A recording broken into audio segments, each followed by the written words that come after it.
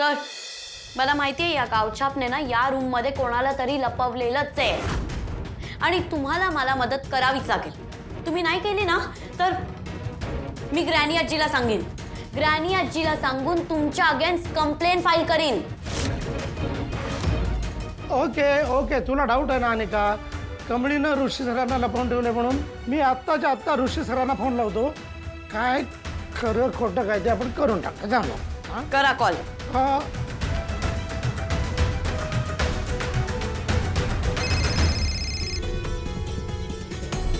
हाँ सर बोला ना। नाही, मी तसा सहजच फोन केला। मला एवढं सांगा की सध्या आहात कुठे तुम्ही?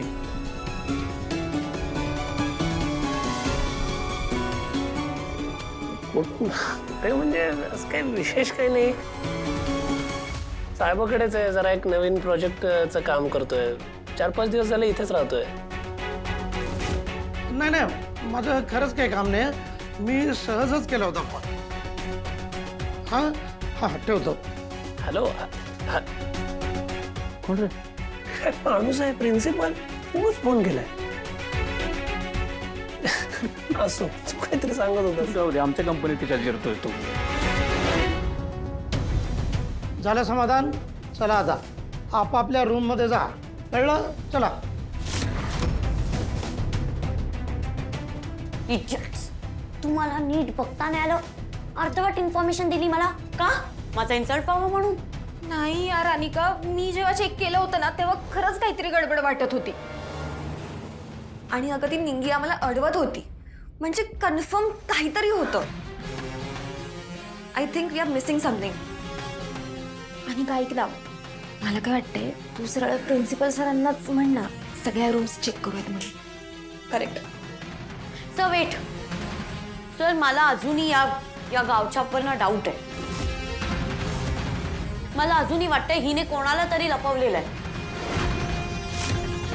नाही सर, तुम्ही आत्ताच्या आत्ता पूर्ण कॉलेज चेक करा, पूर्ण हॉस्टेल चेक करा, आता करा तुम्ही चेक प्लीज। ओके ओके, हे बघा मॅडम, संपूर्ण हॉस्टेल चेक करा। Okay yes sir.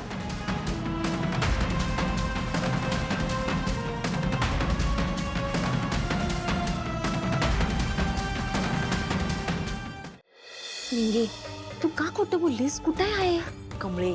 अगं त्या माकडीच्या 2 चमचे आपल्या खोलीच्या बाहेर खुसफुस करताना दिसल्या, तेव्हाच मला शंका आली, म्हणून मी सरू का केलेलं पिवलं। निंगे, मला माहित आहे का आई इथे आहे, हे आपण कुणाला नाही सांगायचंय। खरं तू खोटं कशाला बोलतेस? तुला माहित आहे ना मला नाही आवडत खोटं बोललेलं। कमळे, तूच म्हणत असतेस की नाही, एखाद्याचा जीव वाचवायचा असेल तर तेव्हा बोललं गेलेलं खोटं त्यात काय बी वाईट नसतं। मग आता कशाला टेन्शन घेतेस? आणि तूच सांग, जर प्रिन्सिपल सरासनी काकी इथं गावली तर तुला आणि तिला दोघींनी बी हॉस्टेलच्या बाहेर काढते, मग काय करणार आहेस तू? आई कुठं आहे मला सांगा दे।